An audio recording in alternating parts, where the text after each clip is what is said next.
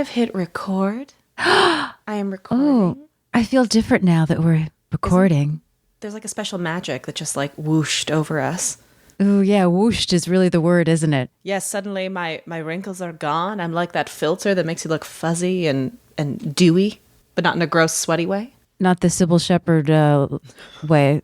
No, never that way. Please, God.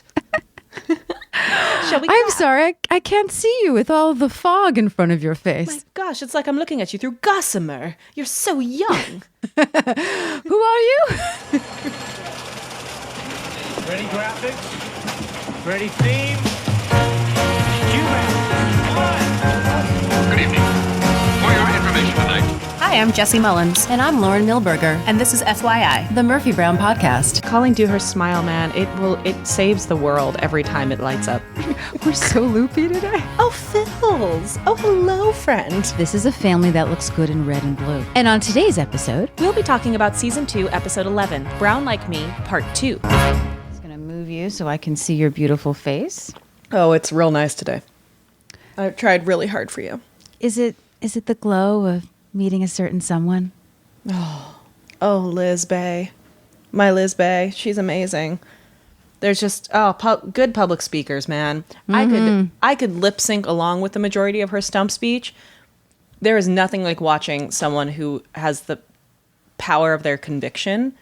Like, she was mad on behalf of the people who lose from this corruption. Like, she is mad, she is sassy, and it vibrates, it emanates from her. Ooh. It's so good. It's so good. Ugh. And we got to watch one of our congresspeople from Chicago endorse her live in front of us. So that was a big deal. Very cool. Yeah, it was very fun. It was wonderful. And man, I don't know how she does those selfie lines after talking. I do not understand. No, and I'm assuming she met everyone like she always does, Every right? single person who stood in line. And we were told it was a small group because in New York it was like 12,000 and we were only about 2 or 3 that stayed after for this one. 2,000 or 3,000? Yeah. Oh my God. We were, I would say, toward the beginning half of the line, and we were in line for 2 hours after she was done. Wow. She's amazing. I cannot smile and pose for things like that, and she is a machine. I don't know how her face is still on. Seriously. She's amazing. There's a thing that, some politicians get. It's because it's in the West Wing. When his hand gets sprained. Mm-hmm. Crazy pants. But what about their faces? We just kept joking that we think it's because she's just holding out for the 8 years after she gets elected and she will never smile again.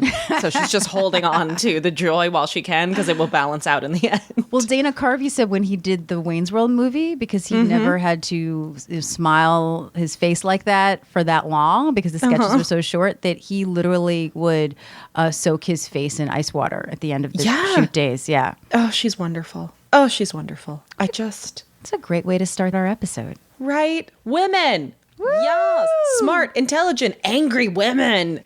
The Murphy Brown Podcast. I was just going to say. My God, we have a new tagline. Oh, so happy.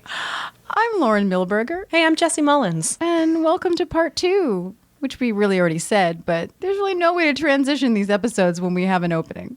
Yeah, but we are very excited to be back with one of our favorite 2-part episodes, or one long part episode, as we discussed last time, of Brown Like Me. We have so much to talk about. I think we should just go into it. Let's get into it. All right. We are now in Phil's.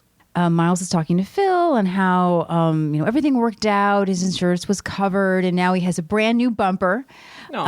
Which, of course, very deadpan. Phil goes, "What a relief. We were all so worried." Yes, we truly were. I also feel like I feel like Phil feels kind of long lost to me. I feel like I haven't had a quality Phil moment in a while. No, we really haven't. Right? I was like, oh, Phil's. Oh, hello, friend. Who are you? Old friend. Now I want to sing. No, remember the rights. They're expensive. Yeah, I know. Sorry. So there's a really great line, particularly where Miles attributes his car as a symbol of his success and hard work. Yes. Which, of course, then we hear a car screeching to a halt, most likely hitting another car. And I wrote, Avery walks in a vision in red. I also feel like I have to tell our audience, because I didn't realize this until you stood up, that you're wearing a shirt that says 90s feel. I do. Yep. 90s feels. You're dressed appropriately. I am always on brand for our podcast. You're so on brand. So what I was going to say is that when Avery enters, I just wrote, again, in all caps, because I tend to only write about Avery Brown in all caps. As you should. Oh my God, her coordination is impeccable. Much like the blue and black ensemble from part 1, this red and black ensemble with coordinating hat is impeccable. She's perfect. This is a family that looks good in red and blue. Oh, they really do. Like America. Too much? I just went to a political rally. Come on. That's true. I enjoyed that joke on many different levels. So I'm saying check mark. I'm cool with the joke. Huzzah. Huzzah. Listeners, let us know. We're so loopy today. Woohoo. Let's go. Avery asks who inside owns a blue BMW, and almost all the hands raise. I appreciated that joke. Yeah, that's a really good joke. So she reads the license plate number, and slowly the hands all go down, except Miles. Oh, God. What I love is that he looks around hoping that someone else's hand is up. That's my favorite little moment. He's like, maybe I'm wrong. Maybe. No. He just bites his hand. Miles is a broken man. The Brown family has killed him. It's like a plague. What's next? Locusts. And then he closes the door and screams because he sees what happened to the car. I appreciate that Avery is very prepared. She's like, oh, it appears we've had an accident. She's prepared with her information. She's very sure the insurance will help everything. That's the thing is she's not fazed. No. Not fazed at all. I feel like if Murphy would have come in and just completely blamed the other person, Avery just sort of floats in and goes, well, it's obviously not my fault. But it happened, and everything we paid for, and it'll be fine. You know, it's really no big deal. I really appreciate that. We've had an accident. No, Avery. You hit a parked car. Phil greets Avery by saying that she lights up the whole damn bar. She does. She really does, doesn't she? Calling Dewhurst Smile Man, it saves the world every time it lights up. Oh, that's so sweet. I love her. So then Bill enters, and Phil meets the Browns. He really finds it hard to believe, he's been married to Phyllis for so long that how could anyone divorce? To which the two of them rattle off a litany, we might say, of reasons, ending with the fact that he wanted too much sex and she felt that he wouldn't give her enough sex. To which we've established that's an issue with Seems to be an Bill. Ongoing issue for him. Yeah. And Phil goes, you learn something every day. Good Phil stuff in this episode. Apparently, I also agreed while watching this. Yes, Phil, I will tell you in a moment when you get to it, when I wrote, Phil is me. Well, Phil just wants to give Murphy's parents some advice. It's a big night for Murphy, and it would be real nice of them, and they could just pretend to be a family for her. If the Reagans could do it for 8 years, they could do it for one day. Exactly. It's not much to ask. No, it's not much to ask. And they don't have the same problems that the Reagans do. So the two of them, they get it. They've actually been practicing being nice to each other beforehand. Oh. And what is sort of a great example of their personalities is that they literally divorce themselves and go to different sides of the bar to find a seat. Avery goes to the hero table. She goes to our table, which has enough seats for everybody. Whereas Bill goes to pretty much a 2-person seat. Yeah, he's not good at these things. He's a bit selfish. Not surprising. I mean, they're both selfish in their own right, and you see where Murphy gets it. Anyway, but Bill is more than Avery, I would say. So Murphy arrives, and she comes over to Phil, orders, but tells him that she'll pay for anything that they broke. But Phil says, no, they've been getting along really, really well. And he's sure that the last time he looked that her father was spelling out her mother's name in beer nuts. Yeah. Okay, so Murphy is ready to have a nice civilized lunch. She sits down. Bill agrees. Avery compliments Bill. Bill compliments her. It pretty much goes back and forth until Bill is struggling to find something nice to say, and Avery has to remind him that it's his turn. I love they have a system. They do. To which Murphy goes, God, my parents need crib notes to be nice to each other. You two are pathetic. So Murphy is just, she's had it. Why did they even come to Washington? If this is their idea of support, who needs it? Thank you for ruining my day. Pretty much acting like a petulant child. But she's, not wrong. Not wrong. But she is reverting back to childhood, I do believe. So she storms out, and Avery and Bill look at each other, and Avery says, she's been like this ever since we took the horse away. I love these little nuggets of history. Mm-hmm. So we cut to the offices of FYI, particularly Murphy's office.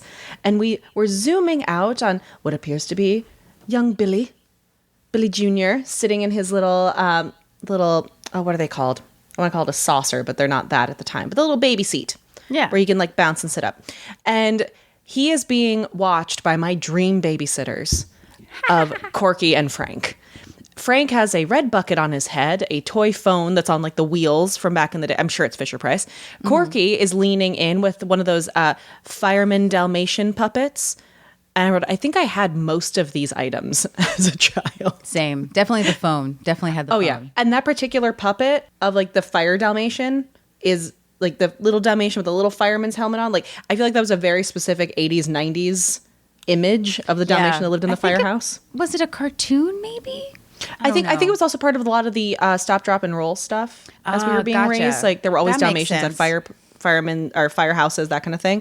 Mm-hmm. But I think there was part of the fire safety paraphernalia that we would receive that had the. I'm sure that there's a Dalmatian that had a name that I used to know.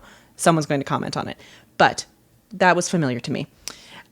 However, even though I was raised with all the Fisher-Price and all those good things, Jim enters the room to partake of this beeping chaos that, also to be very clear, Murphy's office is strewn with baby gear and toys and teddy bears. And I like that in the script, it describes that Jim enters from the bullpen trying not to step on all of the baby paraphernalia.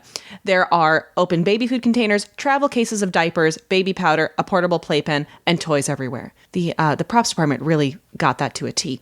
And Jim looks down. Also, I just have to say, I know that you already mentioned it, but Frank is so cute with the bucket on his head. So cute. It's the best. He's so into the toys. Yeah, well, he has a lot of nieces and nephews because of all the siblings that he has. This is probably the dreamiest I've ever seen Frank. He's just so comfortable with the baby. Yeah. So Jim walks in and he's looking down at the chaos. And I love that even in the script it says disapproving. He says, look at all this. When I was a tot, I had a cradle, a playpen, and an old wool sock named Albert. Which I proceeded to write, Jim speaking my parenting aesthetic for the future. Honestly, just give a kid an empty paper towel roll and we're happy. They don't need that much. Most kids like a box. Yeah, he's speaking my future into existence. I want simple things. And he says, now everybody's got these psychologically tested, state-of-the-art Scandinavian contraptions, and children graduate from high school without knowing the capital of South Dakota. Pop quiz, Lauren, do you know the capital of South Dakota? Oh, shit. Wait. I'm sure I only know it because I grew up north of it. That's true. I feel like I do know this. Okay. It's going to be really annoyed because it's yeah. Okay. It's not St. Paul. No, but good job being nearby. Yeah. I'm going through my head when I had to memorize them as a kid. I want to be good at this. Think. Okay, I'm just gonna be zen. I'm gonna take a breath. I'm just gonna take my mind and make it blank. I don't know. I'm a terrible human. No, you're not. You're fine. It is Pierre. Oh. Yeah, I wouldn't have gotten that. So back to Jim's freak out. So as he's been saying this, he's been moving his way into the room around the toys and things on the floor and coming around to Murphy's side of the desk. Corky's response is to lean into him and go, uh-oh, Uncle Jim needs a little puppet kiss. And leans in with a little Dalmatian. I love Jim's little fake little voice that she's doing. It's so cute. I love that Jim says, get that thing away from me. We don't know where it's been. That's suddenly a very, very factual thing. It's very true. Yes, considering the last time he got close to a child of any kind, he got applesauce on his hands. Oh, bananas. I'm sorry, bananas. Bananas. Same kid. So at this point, Miles enters the office. Oh, great. Another Brown on wheels. It's a conspiracy, isn't it? So the Browns are not dependable on wheels. We should not put them in cars. Nope. So Miles says that while he appreciates that they're having a good time with baby, it is actually an office and they should probably get to work. So unfortunately for Miles, Frank was busy on the phone with Donald Duck and didn't quite get what Miles was saying to them. And he proceeds to announce to the room that kids love him. He's cute. He's fun. I love to have women bathe me. With this massive, all I can say is shit-eating grin at Billy. Like he is so into this moment. He's living his high life. Mm-hmm. And then we get Murphy entering. And I just wrote that Murphy enters the offices, the bullpen, and then into her office, which has descended into anarchy. So we now have Jim sitting on the guest chair in the office holding a teddy bear. Miles is in the process of going down the kiddie slide in the middle of the office. I love it so much. So she says, okay, that's it. Recess is over. Frank apologizes. They got a little carried away with the baby. And this is when Murphy essentially starts to crack. Okay, that's it. Recess is over. God, this place is a mess. You can't tell me he did this by himself. Come on, you guys. And she says, that's it. I can't take this. I've had it. 2 days ago, my life was normal. I was just your average network news superstar minding her own business. Today, I'm a thing to be pitied. My parents are crazy. There's applesauce on my phone. Frank very accurately surmises that lunch apparently didn't go well. No, not well. And she announces she's not going to the ceremony because why flirt with disaster? Ugh. Murphy's that's too far. That's the Murphy pouting. It's exactly. That's a pouting moment. That's well, fine. Then I will suffer because of you. Mm-hmm. Well, that's the big conversation that they have. So Frank's like, no, you have to go. And she says this great thing about, I don't have to do anything. That's the wonderful thing about being a grown-up. I don't have to eat Brussels sprouts. Boo. I don't have to hang up my clothes. I don't have to sit through a ceremony with two people who can't stop fighting long enough to celebrate something I've dreamed about my entire life. Yeah. And Frank has this wonderful line, which is, let me get this straight. You're angry with your parents, so you're going to punish yourself by not getting your award. Mm-hmm. Yep. And it's that thing of, I was just talking to somebody the other day about the idea of, what's the old quote about resentment, that it's like drinking poison, expecting the other person to get sick. The other person to die. Yep. Yeah. And it's so true. And it's just, she's throwing this big pouting fest. So she doesn't get her award because she wants to punish somebody else. Yeah. Does not work that way, Murphy. It doesn't, sweetheart. And thankfully, this is when Jim decides to put the teddy bear down and join the adult conversation. He says, darn it all, Murphy. So your parents are less than you'd like them to be. Join the club. We all grew up needing something we don't get. It's such a good, it's just great. It's exactly the point. Because as much as adults still have problems with their adult parents, there's also a certain point when you do have to kind of move on and get over it with some good therapy, hopefully. Yes, please. Because you can't continue to let it, or trauma in general, right? You can't continue to let trauma in general, I know it's super hard, to control your present. Mm-hmm. There's something to be said. I mean, this is a type of argument that is often used incorrectly. It's used between great, disparate experiences. So like if I was abused by my parents and someone who just had like a typical dysfunctional family upbringing said that to me, very different. What I like about this conversation is this is all people who grew up in very similar, if some, even with like our Jewish brethren in the gang, similar average dysfunctions. Yeah. On various levels. These are people who did not go through massive traumas. And therefore, it's not a white person telling a black person, just get over it. You don't understand. Like, we all have something. Yes. What I like is that it is a like mind, a like experience telling the other one, hey, you have to suck it up a little bit. Yeah. It's very hard for me to explain without giving specific examples. So I apologize. But an example of something that I said in therapy recently was, I don't want to talk about this person, not because I don't want to talk about them, because I don't want to keep giving them agency over my life at this time. Meaning that me to continue to obsess over this or continue to blame my parents and not move forward. And when I say my parents, I'm talking about Murphy. I'm not talking about myself. Yep. in general, you're letting that person and what they did to you occupy your present when all that is doing is giving them the importance and not yourself. Does that make sense? Oh, absolutely. And I will say back to your previous comment about moving past trauma, for example. So without getting too much of my own personal stuff, though I have alluded to this before, today is actually, when we're recording this, not when this is dropping, but the day we're recording this is actually the anniversary of a significant traumatic experience in my life. The only reason I was able to come out on the other side of it is, one, therapy, but also, yeah, that idea of once you're in a position where you can release the agency and power that something else has over you, is a moment that you get your life back. Yeah. And holding on to something, if it is as simple as a childhood resentment that you can put into perspective like this, thank goodness for people like Frank and Jim and the gang who are able to say, girl, you didn't have it that bad.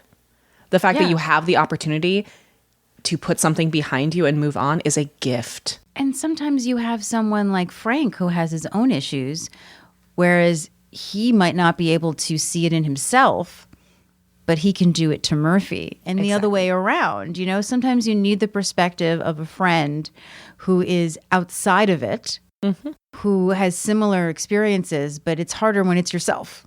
It's always harder when it's yourself. Specifically what just happens next in this episode. So Frank responds to Jim by saying, yeah, like me and my parents. When you're in the middle of 7 kids, it's easy to get lost in the shuffle. They were always leaving me in department stores, in amusement parks.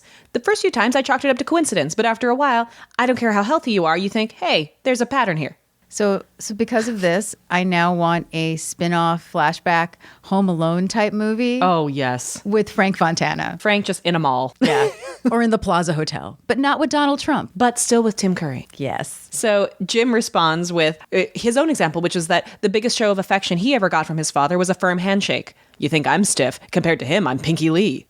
I just realized that maybe we should say who this was, because I always heard this joke as a kid, and I'm realizing as we're doing this, I don't think I remember who Pinky Lee was. Oh, okay. I just know this as a joke in television when I was a kid. Do you know who he was? I did. I mean, I know enough to laugh at the reference, but please that's refresh. the thing, right? Thank you. Isn't that interesting, right? We know enough to laugh at the reference and get it in context. But I realized just now, wait, I technically don't really know who he was. So he was a burlesque comic, but he was the host of a children's television program in the early 50s. So that makes sense. Well, and truly, as long as you understand the comparison being made and then the sound of the name Pinky Lee, you get the joke. It's just funny. Yeah, I love it. And so they make a really good point that she earned this award, and I love Frank says, you've earned that award, and when you get up there tonight to accept it, this side of the family is going to be there cheering for you. And that goes back to the first part of the episode, which I don't think I made clear when I was recapping it, which is that Murphy, before Corky says the comment about, but what about your real family? Murphy makes the comment that you are all the closest thing I have to family here, and that's why she wants them all to be there. Yeah. So I love that Frank brings that back to this side of the family is going to be there cheering for you. Yeah. And Murphy's really touched, and she says, you guys are really something. It means a lot to me to know I can count on you when the chips are down. And Corky's like, you bet. And Miles like, absolutely. And Jim, oh no. And they make all this thing. Frank says, we're with you. And then Corky starts to smell the Dalmatian puppy and says, oh, I think the baby needs to be changed. And all at once, and you can even see in the script, all at once, they all just ditch her right then and run out of the office. Oh, poor Murphy. Always left with the mess to clean up. True. So we go to one of my favorite scenes in the series. Oh. So we interrupt this episode for breaking news. Breaking news. Breaking news. Breaking news. Songs that we can sing that we don't have the rights for. No, it's stupid. So breaking news. We have been corrected by the great Diane English. The one person that can truly always correct us with no problems. Corrections are welcome. But love them. It is a correction that is blowing my mind. Don't know about you, Jesse. But apparently, we were wrong. And so was most of the internet. Most of the internet, every database, the Emmy website. Jay Thomas's biography on his own website. Every article I've ever read about him since 1989. He does not have 2 Emmys. The confusion before in Darren McGavin's obituary is that he did win the Emmy because Diane saw him win the Emmy. So we got this lovely email from Diane. Thank you so much, Diane, which we thanked her, of course, but thank you for letting us know, because this is the inside information that you listen for the podcast for. This is the trivia we live for. So we've talked about in the past, I believe, correct me if I'm wrong, Jesse, that the guest actor category is given away at the Creative Arts Awards, which does not happen during the broadcast. I don't remember if we've talked about this, but Okay. I know I've heard this before. It is usually the week before, the Saturday before. I'm not sure when it was back then, but it's not usually the same day, and definitely not during the broadcast. So apparently Diane said that Darren didn't realize that, and so he didn't show up. So when he won, Jay came on stage and accepted it for him, and then did a speech, which she said was hilarious, as if he had won. Yeah, like you do. There you go. Jay Thomas is a big old liar. Big old liar. But I have to laugh because it sounds like something he It feels like a very Jay Thomas move. A very Jerry Gold thing as well. But I kind of wonder if he just didn't correct people. I think so. I'm going to put the screen cap from the Emmy website. So for any confusion, it was Darren's obituary on the Emmy website that said that he had won. But the actual listing of winners says it's Jay. So mystery solved. We did it. We did it, team. We did. Mind blown. Thank you, Diane. And back to the episode. Back to Murphy's townhouse. Murphy is on the phone in this fabulous, would you say it's velvet? It looks Right? velveteen. I would say it definitely has a texture. Okay. Black dress. This is an interesting scene as well, because I've referenced before, I think, this behind the scenes I used to watch, and Barnett Kellman referred to in that sort of behind the scenes that he felt that Murphy Brown walked like Groucho because Candice Bergen walked like Groucho, and they showed this scene. Because at one point she walks up to the baby and kind of puts her hands on her hips and like looks at and like sort of jaunts her body out. It's pretty great physical comedy, even if it's natural to someone. It's pretty hilarious. And again, like this episode, I think sort of just reminds you, like, Candice Bergen is super comfortable. She is Murphy Brown now. This is the Murphy Brown, and we've seen her for a while, but this is a great example of the Murphy Brown we will now see through the end of the series and into the revival. Oh, definitely. So Murphy is upset because the babysitter has not arrived yet, pretty much. And she called 2 days ago, and the baby's crying, and she calls for her mother, but her mother isn't ready, and she calls for her dad, but he's not ready yet. So Murphy is pretty much, left alone with the baby, who she really only knows how to converse with like an adult at the moment. Murphy walks up to the baby and goes, "What am I supposed to do? Take you to the party and check you?" And I love, she goes, "Try and look like a hat." She's so cute with him. She really is, but she is pretty much, acting like an adult right now. And she begins to lecture her baby brother. Has he ever heard of Gloria Steinem? Does the name Betty Friedan ring a bell? So Murphy just stares at him and she goes, "Oh, no, I'm not picking you up. She knows the kind of man that he is. Let her be the first woman to tell you that. She knows his type." So she's pretty much giving her baby brother a feminist lecture. For crying, and she calls for her father, and her father's on the phone. She calls for her mother. She's not dressed yet, so she's really sort of stuck with this baby.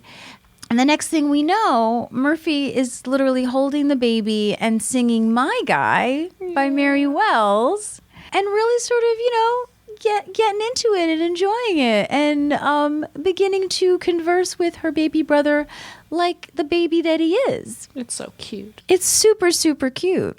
And she's like, not bad for a beginner. And she apologizes for leading. She's sorry, that's just the kind of woman that she is. And she begins to teach her baby brother about what to do on a first date. You got to start young, I guess. First of all, bring flowers. Just because we marched on Washington a few times doesn't mean we don't like roses now and then. That's true. Let's balance that feminism. You can have it all. Absolutely. Also, she knows by a man by his taste in shoes pretty much kills it for her. I believe later on she tells Avery that it's about the belt that a man. No, I think Avery has an issue with belts. Yes. And then Murphy starts to kind of coo with Billy. And now she's fully sort of gone the whole gamut from acting like an adult to treating him like the little adorable child that he is. To which Bill enters and sees this. This kind of sort of startles Murphy. I think, she was a little more comfortable because she probably thought that it was all happening in private. Mm-hmm. He goes, pretty neat, isn't it? She goes, yeah, pretty neat. And there's this sort of beautiful moment where he acknowledges to Murphy that, he missed all this with her. And they sit down. He tells her this story. There was this one particular day when he was opening 2 offices at the same time in Philadelphia and New York. His paper had gone from a little supermarket throwaway to a big time publication. And he got home just sort of reeling from it. He flopped down on the couch and Murphy came in and kissed him and said, Daddy, I'm glad you're happy. And Murphy is just staring at him this entire time while he's giving this speech. And then Avery comes in, but she stops because she sees that they're having this moment and she kind of listens at the door of the den. I love it. It's the way she lingers there is so tender. It's beautiful. Yeah. It's this great moment, I think, for the two of them where even though Bill and Avery are both quite childish and focused on winning, it's that great moment when you see the mother emerge. Yeah. And it's about her knowing what her daughter needs in this moment, that it's not about her. Yeah. It's really beautiful. It's so Colleen's body language in this moment and her face when they cut to her is so beautiful, and it shows why she was the actress she was. Yeah. And like I said, this is one of my favorite moments in the entire series. And he tells her that Murphy went off to bed, and then he noticed a couple of small plates and a half-eaten piece of chocolate cake. And he realized that it was her 16th birthday. And the way that Darren goes, I had completely forgotten, is so beautiful. And Murphy nods that she remembers. I love just it's such a simple writing thing, but he says he had forgotten and she says, I remember. Yeah. That juxtaposition. Yeah, she's finally seeing probably what was a very distinct memory in her life from the other side, which we very rarely get to see. And he confesses to her that he tried to go to her room. And what's great about this monologue, it's very short. It's long, short sentences, know? It's but I stopped, period. Cold feet, period. The way he says cold feet. Yeah. He's an incredible actor. He's a wonderful actor. And here I was running a newspaper, but I had no idea what to say to my own daughter. And they cut to Colleen's face. I know. And what's great is Murphy goes, I didn't know that, this sort of revelation. And I think it's 2 things, I think it's one, understanding, like I said, from the other point of view, something that deeply affected you. Mm-hmm. But also, for some people, it's very hard to see their parents as adults, as real people who have the same fears and insecurities that we do. And they also had, maybe messed up childhoods or parents that didn't give them what they needed. We're all little confused balls of things wanting love, I think that's a very important thing for a child to be able to understand that about their parent. And so I think this is very multi-layered, I would say. We are all somebody's kid, even if we didn't know them. Exactly. Just because you are older doesn't mean that you all of a sudden have to know everything or get over everything. I think, as much as kids need to be understanding about, parents have to be understanding about their kids. Kids at a certain age also have to be more understanding about their parents. But that's a whole other thing. So going back, and he says that there's not much that he would do different in life. Maybe he, wouldn't have bought 8,000 shares of Exxon. Nope. That's the second or third Exxon joke, right? We're back to Exxon. Yeah. It's Exxon is like the Dan Quayle of season 2, I think. I love it. Roast him. So he pretty much is saying what we kind of all figured is that, Bill Jr. is kind of his second chance. And this time he doesn't intend to miss it. I do have to say, as a, not to go back again to my opportunity to see Elizabeth Warren's Town Hall, but something she spoke of that has always resonated with me is that she was like myself, another late in life baby, much like Bill Jr. And there's a very unique experience you have when you're the late in life baby that you do hear comments like this about yourself.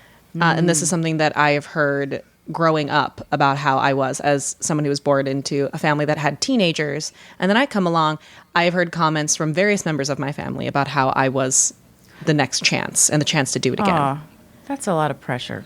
I never felt the pressure, and maybe because good. I didn't process it the way I did, but there is something very unique about that, and about, for me, for Bill in this moment and for my own family, the way that humanizes is the idea of like how many people don't get that chance. How many people, how many parents who are just kids themselves trying to figure it out, trying to do the difference that there's different, the same way that we got something there was something we didn't get, and so we want to give that to our kid, and now it's our chance, or that we didn't do this right because we're all imperfect. And that idea of like what a beautiful moment that is for him to be able to articulate. That idea that you might get to have a second chance, and not that it's at the expense of the older kid, which is something that Murphy is processing, but also the fact that like what a gift for a human being to be able to realize that about themselves and apply themselves in this way. Yeah, no, it's such a beautiful moment, and then mirroring what the story that Bill told. Murphy kisses him on the cheek and says, "I'm glad you're happy, Daddy." Oh, it kills me. It's so beautiful. It kills me. Well, and it's such a beautiful moment. And what I love is that Avery realizes that that's the moment to enter. Yes. And what's great in the script, it says, Avery decides to let her presence be known. Yes, which is literally what happens on screen. Yeah. It is, I decide to let my presence be known. And what I do love that she does, she in no way acknowledges that she was standing there. Nope. Because yet again, it's not, what I love about this, it's so true to character and it's such a brilliant, caring move, is that in not letting them know that she was listening the whole time, she doesn't make it about her. Mm-hmm. But the way she does so is by making it about her in a joking form. So she walks in and says, "Well, I've spent 3 hours getting ready and I think it was worth the wait, don't you?" And swans into the room. And I love that Murphy goes, "Whoa, mother, hot stuff." So it was worth it, everyone. She is totally in a deep green velvet dress with a big belt on it, with a like plaid. It feels very festive since we're getting to the holiday season. This like plaid green ribbon in her hair that's like got all these great folds to it. And yeah, Murphy calls her hot stuff. Even Bill's like, "Whoa." And I just want to say kudos to the empowered woman that is Avery Brown, that not only does she say thank you, and she says, "I think so," to being called hot stuff. Like, love yourself. She knows. She doesn't apologize for knowing. She says thank you and then agrees. And I just love that this is the example of a fierce woman that we're putting on screen, that you can know you're hot, that you don't need someone to tell you, but you do appreciate that they're acknowledging what you already know. Also, what I think is a nice little subtle detail is that as she makes it about herself, Bill has a moment to turn away, and he's crying, to make himself presentable and keep any sort of what's the word I'm looking for? I want to say keep the faith, but that's not what I mean. Save face. Save face. Thank you. And I kind of wonder now, as you're talking, if maybe she did that on purpose. I think that's what I meant by it. I think she 100% does it on purpose, and that if she was going to be selfish, she would have walked in and acknowledged that moment to be a part of it, and instead she gave them both a measure of care by walking in and giving them the distraction out of it that they both need, because they are both proud people, and this is a show of emotion that none of them do well. And I think her knowing her ex-husband, knowing her child, being able to swan in and give this moment of drama that looks completely ridiculous and selfish, but truly is the most selfless thing she could have done in that moment. Yeah. It's beautiful. It's really quite beautiful. It's as beautiful as she is. Avery. So Murphy stands up and clearly appreciating the reprieve, says that she's going to ask them a loaded question. If she was to go upstairs and fix her hair and makeup, could they consider the living room a demilitarized zone? And Avery laughs and says, "Murphy, give him a little credit. You make it sound like we don't do anything but fight." Murphy says, "My mistake. I must have done something bad in a previous life, like invented culottes," as she makes her way up the stairs. If I may say, this is technically a joke that shows up in the revival. So I think that we can assume that Diane English does not like culottes, and I'm with her on that. I love a culotte. They're so comfy. I can't pull them off because I don't think they're friendly to most body types, but I do find them very comfortable. I'm okay if it's like a little bit of an ankle, but when it's like wait a second, maybe I'm confused. If it's higher up, are those palazzo pants? That's a different design history. They're a similar movement, but a different concept. I think I don't like palazzo pants. I think the problem with culottes is they tend to fit on the thigh and then flare out, which makes people look wider in all the places they don't want to. What are the pants that Mary Tyler Moore wears on the Dick Van Dyke Show? I cannot visualize it. Capri pants. I like capri pants. Yeah, I mean, I like capri pants because they make me think of, they're pedal pushers. They're like cigarette pants. They fit it. Culottes are not a flattering shape, and their length is just always awkward. It just makes you look wider and shorter. I'm Googling culottes. Oh, yes, I hate them. Oh my God, I was correct. These are too wide. They're terrible, but so comfortable. So if I'm around the house, I will wear some culottes, but I will not buy them because that's the only place I'd wear them. But there are a couple ones that aren't as wide at the bottom. I feel like I once owned a pair of culottes, but the ones that look like you could, I don't know, put a couple of wine bottles in there, did a little too much. Which I would buy for that reason. Oh my God. That's what we should just do. We should invent culotte pants that have a little thing in it for your wine bottle. It's for sneaking the wine into the public park in the summers. I'm so glad that we just invented this awesome thing that we absolutely could We're sell. geniuses. We are. So Avery and Bill have been left in the living room, the demilitarized living room. And Avery makes her way over to the crib where little Billy is sitting. She looks down at the baby and says that it's been a long time since she's been around one of these. To which Bill fondly says it brings back a lot of memories. And she smiles down. She says, yes, there were a few good ones. And she hates to admit it, but it wasn't all bad. And I love this conversation that they have because he brings up that they were too young to be married. Yeah. And she says, yeah, things are different now. We would have lived together. And they have this wonderful understanding. This is kind of what we've all been craving this entire episode. And then he turns around and says that he still would have married her because that's one hell of a kid that they raised. They must have done something right. And Avery sits down and goes, I wonder what that was. And he then gives her one of my favorite compliments that you can give a woman. And he says, she's a handsome woman. I love calling women handsome. It is a long lost phrase, but it is so it's so appreciative of the whole woman. It's not about being delicate. It's not about and I love calling other women handsome. And that truly is what she is. And it used to be a gender neutral term. I'm just putting that out there. And he means it. Oh, yeah. And it is. Colleen Dewhurst is a handsome woman. It is the perfect way to describe her. It acknowledges her power and her presence. It's just, and what I love is that it is truly a gender equalizing compliment. The idea that you would call a woman handsome gives her this power and authority in her attractiveness that is not just within a gender norm. And I wonder when that's separated. I mean, we won't. I want to find that after we're done with this. I want to find out when that, because you know how much we both love language. When that became a separation where all of a sudden it had to be one gender or the other was handsome. Well, there's a whole TED Talk that I will send you where they talk about in different languages how they break apart the gender since we don't have gendered nouns. In English, we don't have that, but how like a bridge in Spanish will be described per the gender nouns, like elegant and beautiful, or German. Or no, I think in German it's feminine, so they say elegant and beautiful about a bridge. But in Spanish, they say it's strong and long, like all these like male descriptors. Ooh. It's fascinating. I'd love to see that. I want to go back for a second because one of my favorite deliveries when Bill says that they were too young to get married and Avery says it would be different, you know, they would live together this time. And then she goes, you'd be paying palimony. And she does something, she like rub her fingers together. She does something with her fingers and it's not a gesture of money. It's just a sort of like, I'm fabulous. It's kind of a thing. I can't even describe what she does with her fingers in the low of the voice. Oh, yeah. And they laugh at that. Exactly. There's this like low chuckle to it. And definitely it's like this like almost like evil villainess, like Cruella de Vil moment with her fingers.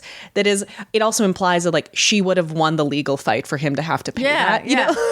And that's, you know, that in the script is when they, you know, he looks at her and really is like, you know, you're a handsome woman. You know, this scene is great because there's a build to it. It's realistic, it's funny, it's dramatic. And, you know, and that's when, you know, they have that laughing moment where he, you know, feels open to tell her how handsome she is. Yes. Well, and you get why they were into each other. In a very similar way where you get why Murphy's with Jake. You get why Murphy's with Jerry. Like there is this chemistry that they have where you're like, oh yeah, no, they love messing with each other. Like this used to be the sexy thing. And I mean, she knows he's flirting with her. Oh yeah, and she loves it. Like I love it when he says she's handsome. She just looks shocked and then pleased in one moment. And he says, you always have been, you always will be. She goes, Bill Brown, are you flirting with me? A married man? Not that this ever stopped you. And what I like is like this is when they're able to banter without getting actually offended. Yeah, And he then says, they start bringing up all the places they've had sex. Yep. He goes, come on, Avery. We've had a lot of memorable moments together. And they talk about the pier. And then she says, the backseat of your old Chevy. And this is the moment I go, wait, where is Karen in this moment? Because he does this little like cough, grunt, look over his shoulder at the staircase. Oh, I thought that was to Murphy because Karen's. No, I know that it was to Murphy because she's at the stairs. gotcha. Okay. But I just all of a sudden was like, wait, where did Karen go? Because, wait a second, poor Karen. Oh, I get it. You're just like, oh, wait, I forgot he has a wife. I forgot Karen. Because he looks awkward, looks up the stairs. I'm like, oh, it's to Murphy. But also, where is Karen? And then he brings up their wedding night and he mentions the beautiful song Stardust, which clearly was their song. Still makes him go crazy. And he just fluidly stands up and starts humming it, kind of dancing in place, reaches out his hand. It's just the most romantic thing. And she takes his hand and they start singing along and they dance. And she has this just delicious raspy alto voice. And it's just, we're both swaying. You can't see us, but we're both swaying as I talk about this because it's just wonderful. And he dips her and their faces are so close. And he says, so you think we can bury that old hatchet someplace other than my crotch for one night? And she does that delicious low laugh that she has and says, yes, it may be time. And they have the sweetest platonic kiss. It is just this like acknowledgement of history, this sweet peck right as Murphy is entering at the top of the stairs, saying that she doesn't like it, it's too quiet, asks if the sitter has shown up. And in the process, they just disengage. He straightens his suit. She touches and fixes her hair. And then, I love that they're like, no, we haven't. No, nothing's happening down and they here. don't We make it haven't too seen a sitter. awkward. No, of course not. Yeah, they don't call attention to it. They just like fix themselves as if nothing happened. And like so many other choices could have been made for a moment like that. But the fact that this kiss is just an acknowledgement, a sweet acknowledgement of history and respect. I just love that choice. I love the way they play it. They don't make her any more suspicious than she was of the quiet. And then I love that she says the sitter asked her if she had a Nintendo set. She should have said yes. Why can't anything be easy? Oh, Nintendo reminds me of so many memories. Oh, I love a Nintendo. And then the great hero of all heroes, Eldon, arrives through the front door. Hey there, Brown family. Walks his way in, and Murphy does this double like, Eldon. And he says, oh, he's here to work on the ceiling. He had a block, but he's working his way through a breakthrough. And she goes, wait, you skipped my favorite part is that when she says, Eldon, he goes, that's my name. Don't wear it out. That's my name. Don't wear it out. I think I moved on past that since we all said it in grade school. Pretty much, yeah. And after he says that, he's here to work on the ceiling, she's like, but are you good with babies? And staring fixedly at the crib. And he's like, oh, he's great with babies. And she immediately is like, great, you're watching the baby, we're leaving. She grabs the contact info, hands it to him, heading out the door. I love babies and babies love me. Bill's like, wait, I'm not going to just leave my baby with this guy. He has earrings. To which Avery very smoothly just turns and goes, so what? You have the Liberty Bell tattooed on your behind. And I thought I had a brief moment where I was like, is this going to be the beginning of the end again? And he turns around and goes, you told me you liked that. I lied. And they usher out, and Murphy's like, nope, we're going. We're picking up our things. We're putting on our coats. We're getting in the car. And Bill announces that he's driving. Our final Brown to drive in this episode. And Avery says it's over her dead body because she swore she'd never ride with him again. And he tells her she's welcome to walk. And she turns back to him and says, well, with your sense of direction, well, I'll get there sooner.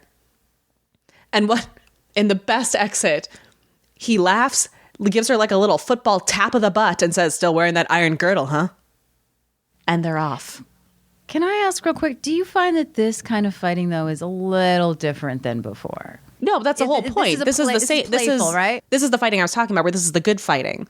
Yeah. We're not being mean to each other. Because this is the fun fighting that they used to do all the time that they enjoyed. Yeah.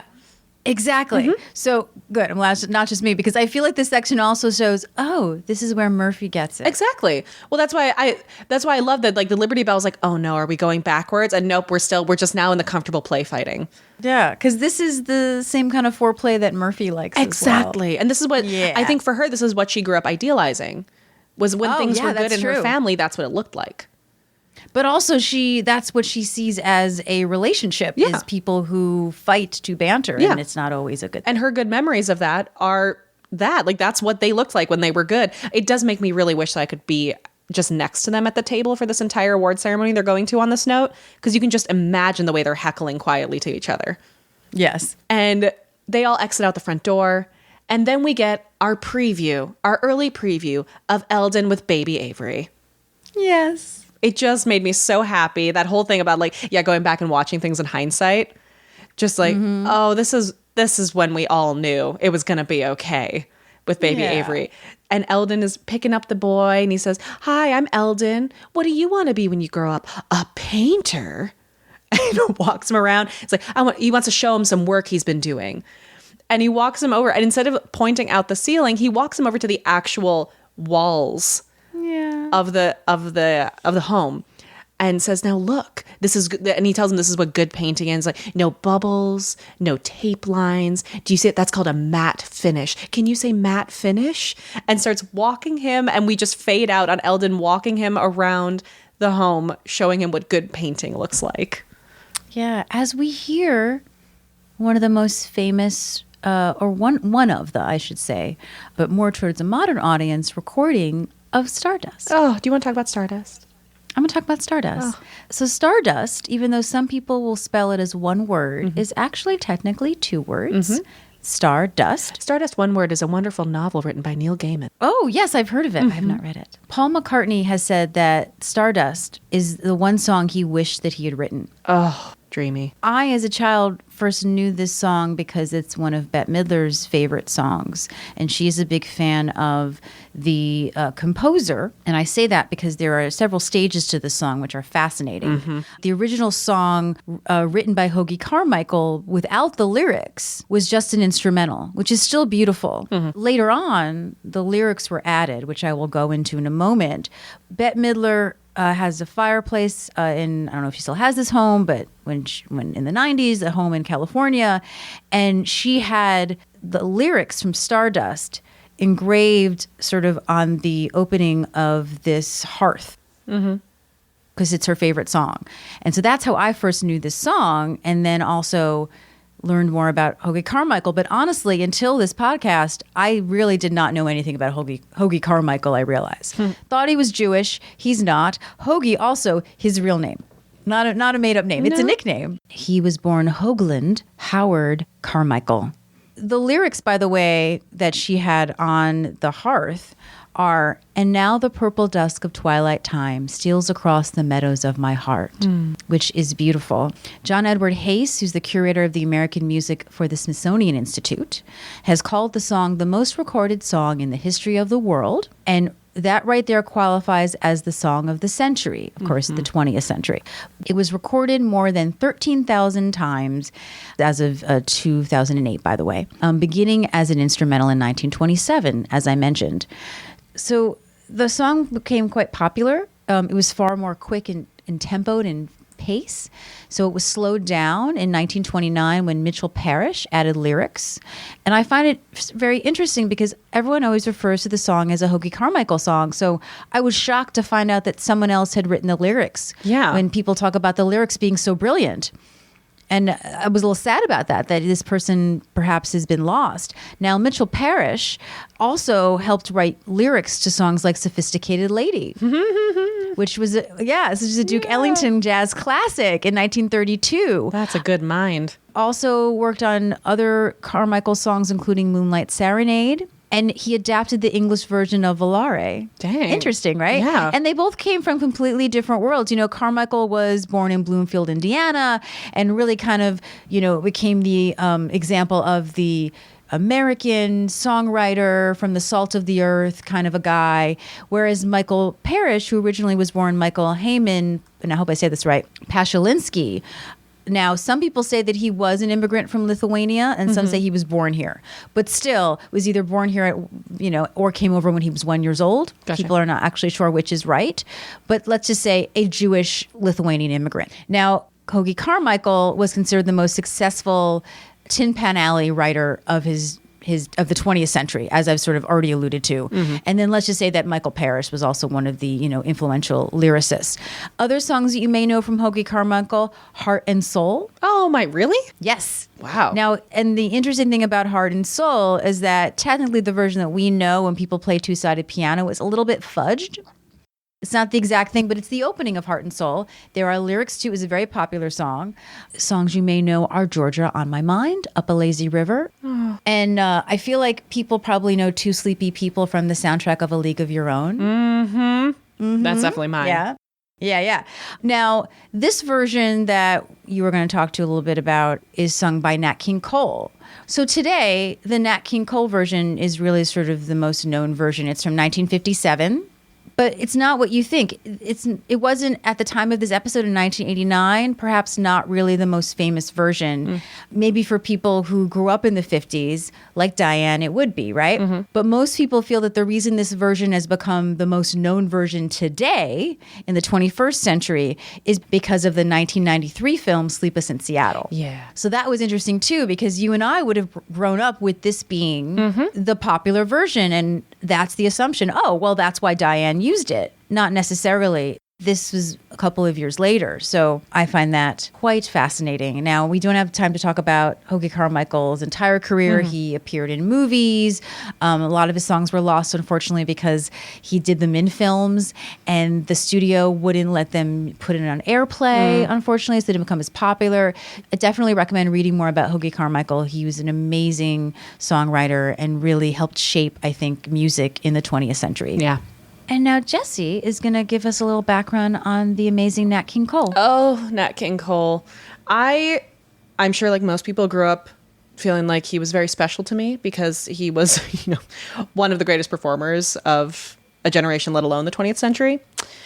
This last year of 2019 was 100 years from his birth. So he was born on St. Patrick's Day in 1919, 100 years ago of this last year. He sold more than 50 million records. He definitely pushed jazz piano in a new direction and is credited for paving the way for later generations of performers. And he just, as an artist, like he topped the charts year after year after year after year. And what's so interesting that he is so now well known for his voice, along with jazz piano, is that he was never trained as a singer. Oh, wow. That was not something that was part of him. So Nat, as we all, very personally know him, was born Nathaniel Adams Cole in Montgomery, Alabama on March 17th, St. Patrick's Day, 1919. He was later raised, however, in my new home of Chicago. His mother taught him to play the piano when he was 4. And at 15, he dropped out of high school to lead his own bands. His entire career credited his idol, Earl Hines, for being his greatest influence.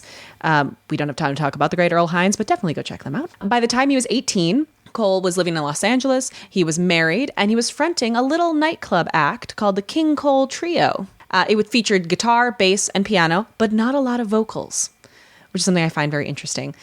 They were known for having hit after hit after hit. He became very popular as its leader. Some of their track listings include Street Lorraine, Embraceable You, What Is This Thing Called Love? So we have the Gershwins, we have Cole Porter. They have, I believe, 4 volumes of tracks that they did as a group. Oh, wow. So many of these tracks, you would know it would take me forever to list them all. But it's a lot of classics, a lot of things that Nat later became known for. In 1946, the King Cole Trio landed a national radio show, the first of its kind to be hosted by an African-American musician. And that's in 1946. That's huge and very early. Wow. Yeah. I mean, not for the general history, but for them, that's long before the Civil Rights Movement. Over time, he began to play less jazz and sing more ballads. Oh. Which is how a lot of us know him. So by the 1950s, his repertoire was mostly love songs, and they were backed by strings. There's a really interesting quote that he gave a Swiss television reporter that he was simply giving the fans what they wanted. And he says, "It's not a case of my personal likes. I try to please as many people as I possibly can, and if I find that people like certain things, I try to give them what they like. And that's good business too, you see." Also, he ends it with, "you see." That's very of his generation. And that's good business too, you see. So he was often told people that he saw himself as an entertainer, not as an activist. However, on April 10th, 1956, his performance in Alabama became a crucial moment in race relations. So he went down to the South to perform with an interracial band, which was, as I'm sure you can imagine, pretty bold and offensive to a lot of people. But then he agreed to play for segregated audiences, which then offended his black audience. So he finally agreed to play a 10 p.m. show at the Birmingham Municipal Auditorium for black audiences and an early show for white audiences. That happened to attract a group of local white supremacists. Shocking. Oh, no. So Daniel Mark Epstein, he wrote the 1999 biography, Nat King Cole, is quoted a lot in articles about him. So Epstein shared that the White Citizens Council of Alabama had a plot to kidnap Cole from the theater. The plot failed, but the hoodlums, I love how he called them hoodlums, did storm the stage, break up the performance, and they knocked Nat Cole off the piano bench and injured his back. Yeah, people suck. Was this something that, did he have a back injury for the rest of his life? I believe so. I feel like I heard this. I didn't know when it happened. Oh, that's awful. Yeah. So he was treated in his dressing room by a doctor, and he returned to the stage for The Late Show for the Black audience. The incident made national news, and 7 months later, Cole became the first major African-American musician to host a national television variety show. Yay. And that is what a lot of us know as the Nat King Cole Show. What's interesting, it had a massive audience, but no national sponsor would back the show because they were afraid of alienating Southern viewers, which sadly does not sound that different from our current political climate, just with some adjustments. NBC started losing money, and Cole canceled the weekly program after a little more than a year. But at this point, he was a household name. He was celebrated across the racial lines. And what Epstein says was the great gift of his charisma. Yeah. They say there was just so much, and this is something we all acknowledge. There's so much passion in his voice and so much intelligence that he was able to transcend the color barrier. It's so amazing to me that he didn't start off as a singer. Right? Because it's just his voice. voice. What a lot of people talk about is the fact that he had perfect pitch and a pure tone. I want to sing Love Now. I know. L is for... I just, unforgettable, all that good stuff. One of my favorite memories growing up of Nat King Cole is him as one of the narrators in Cat Ballou. And the way that, if you have not watched that movie, everyone go find it. It's amazing. No, I have not seen it. We'll talk. It's wonderful. It's hilarious. It's a hilarious Western starring Lee Marvin as one and Jane Fonda. Oh, that's why I've heard of it. Jane Fonda's in it. Okay. It's hysterical. Right. So unfortunately, as many of us know, Cole did not live long enough to see his career be overshadowed by rock and roll. He was a heavy smoker, like many people of his time. He was diagnosed with lung cancer in 1964 and went to the studio for the last time in June of that year. He was only 45 years old. Oh. And he died on February 15th of 1965. I didn't realize he died so young. 45. Although I wonder, did I not know? Or when I was a kid, that age did not seem young? I mean, that's the thing. I wonder if it's a little bit of both. So there's another balladeer, as we like to call him, Johnny Mathis, yes, who grew up listening to Cole. He was his favorite singer. And he has a great quote about him saying, "He was the nicest man you'd ever want to meet in your life. Just a very down-to-earth person who happened to be one of the greatest musicians of all time. And he became, of course, a model for so many people, especially someone like myself." That's so sweet. Yeah, can you imagine if we had Nat King Cole for another 45 years? I know. So that's a little bit about Nat King Cole. Obviously, there's so much more, and I could pull pages upon pages upon pages of entertainers that we have now today who were influenced by him, especially within the Black community. Take your time. Just treat yourself in this holiday season. Sit down, take a bath, get some hot cocoa, and just let Nat King Cole sing to you. You will be so thankful and so in love with the human experience. Oh, that's a great way to end. I love him. Because I was sad, but that's a really beautiful thing to say. Mm-hmm. Yeah, and I'm not familiar with a lot of Christmas music, but I believe he has a lot of Christmas music. Yeah, it's nice. It's nice. Treat yourself.